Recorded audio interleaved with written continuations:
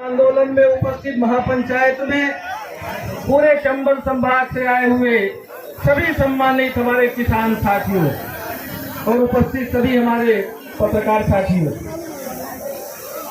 एक तरफ कांग्रेस की सरकार जब भी देश और प्रदेश में रही तो किसानों को न्याय देने का काम किया। चाहे यूपीए गवर्नमेंट की बात करें, 72,000 करोड़ रुपए श्रीमती सोनिया गांधी जी ने, मनमोहन सिंह जी ने, राहुल गांधी जी ने माफ करने का काम किया था पूरे देश के किसानों का। और वहीं जब मध्य प्रदेश में कांग्रेस की सरकार बनी तो आदरणीय कमलनाथ जी ने 2 लाख तक का किसानों का कर्जा माफ करने का खजाना खाली होने के बाद भी संकल्प लिया था और पूरे प्रदेश के 1 लाख तक का किसानों का कर्जा माफ करने का काम किया।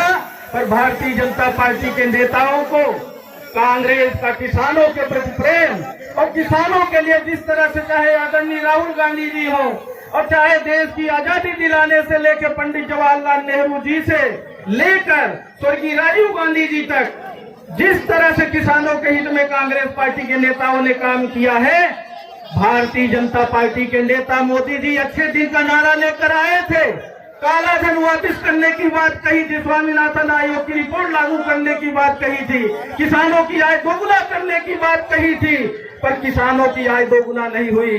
भारतीय जनता पार्टी के दलालों की आय जरूर दोगुना हो गई। ये बड़े शर्म की बात है और ये हम सबको सोचना पड़ेगा। यही कमलनाथ जी जब मुख्यमंत्री थे किसानों को 160 रुपए प्रति कुंटल धान और गेहूं पे, यहाँ तक कि मक्का पे 250 कुंटल बोनस देने की व्यवस्था बनाई थी। पंचायती राज व्यवस्था को दुरुस्त करने के लिए त्रिस्तरीय पंचायती राज व्यवस्था को अगर लागू करने का काम किया था तो आदरणीय दिग्विजय सिंह जी ने किया था। कांग्रेस की सरकार थी तो नौकरियां भी मिलती थी और किसानों को सम्मान भी मिलता था। यहाँ तो फसल बीमा योजना के नाम पे ठगने का काम कर रहे हैं।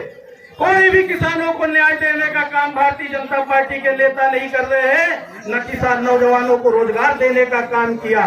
और एक तरफ हमारे नेता शास्त्री जी थे, जय जवान जय किसान का नारा दिया था। मतलब एक तरफ देश की सीमा पर जहां जवान लड़ते हैं तो दूसरी तरफ किसान रात हो दिन हो कैसा भी मौसम हो अपनी खेती का उपज पैदा करता है और उसको सम्मान देश की सीमा में जो हमारे सैनिक है उनके बराबर दर्जा देने का काम किया था। दूसरी तरफ आज किसान दिल्ली को घेर के बैठा हुआ है पर मोदी जी और मोदी जी के भाजपा के नेताओं को समझ में नहीं आ रहा है। ये हम सबको समझना पड़ेगा।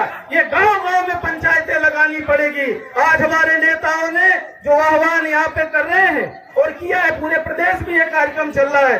आप सब साथियों से हमारा निवेदन है, अब समय आ गया है ठग विद्या में माहिर मोदी और अमित शाह और शिवराज सिंह चौहान, जिसको हम कंस मामा कह सकते हैं, इन्होंने किसानों का सीने को छलनी करने का काम किया है।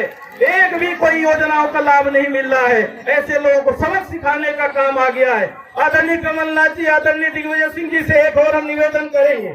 जो उपचुनाव हुआ है, उपचुनाव में हमारे कार्यकर्ता नेताओं को चुनाव के बाद जिस तरह से प्रताड़ित करने का काम पूरे ग्वालियर संभाग में ही नहीं, जहाँ जहाँ उपचुनाव संपन्न हुए हैं, परेशान करने का काम हो रहा है। इसके लिए भी आप लोगों को आह्वान करना पड़ेगा।